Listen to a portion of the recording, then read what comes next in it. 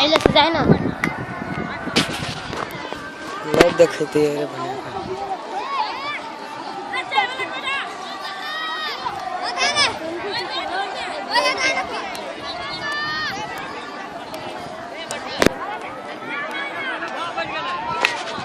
खारिया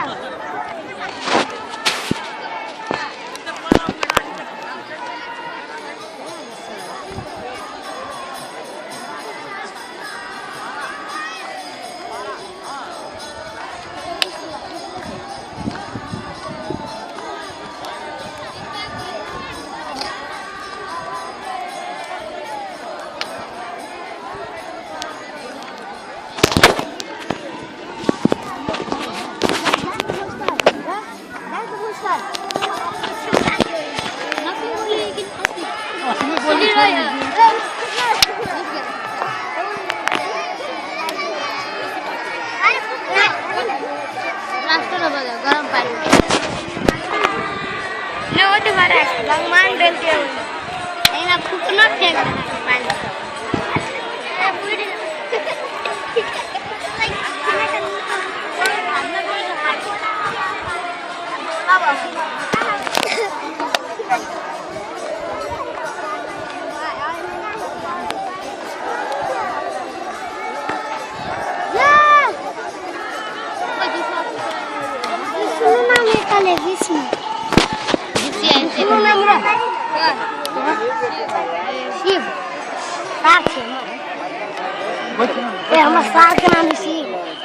रे कनी जन हल्ला कर गाना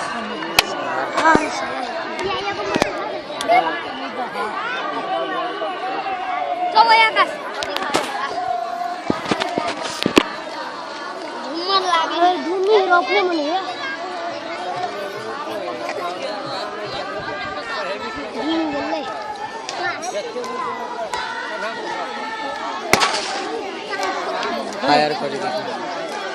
बंदूक बे कथि होती तो बंदूक इतनी जोर से मारते सामान से पूरा धलका दे काय तुम्हारा भटका सब करने बेटे भटका सब भटका वाला बोल फायर करे देखे कि नकली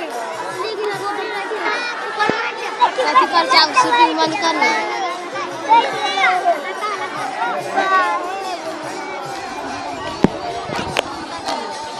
हां वो ये खेल ले रे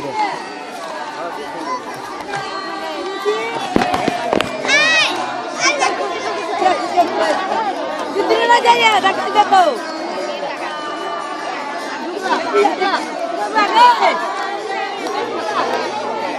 वैसा के खींचना गए लल्ला है सुने ना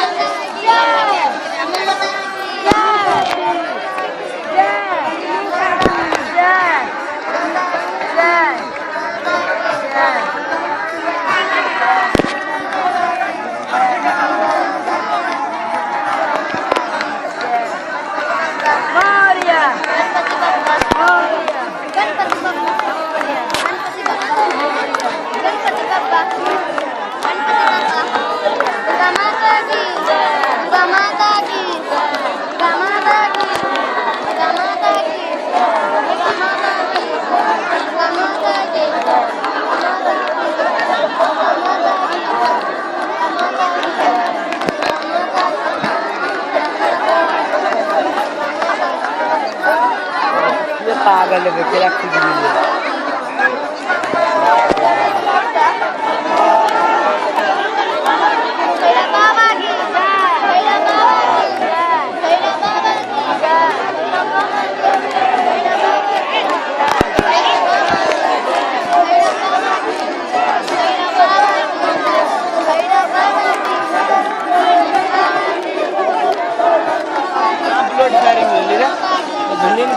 ना वेले एगो फटक्का फोड़ बिल जरूर बहुत फटक्का फोड़